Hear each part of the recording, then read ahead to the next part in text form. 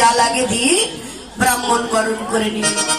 এবার ব্রাহ্মণ পুজোর পাশরা দেখে, পুজোর পাশরাই দেখে ক্ষীরের লাড়ু, ক্ষীরের লাড়ু দেখে বলতো চাহে বারে বার আইস করিব পূজা রইতে নাগিয়া।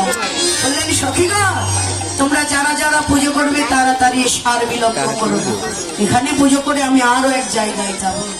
ব্রাহ্মণের কাজ তো তাই না, এক জায়গায় শেষ করে আর এক জায়গায় যাবো।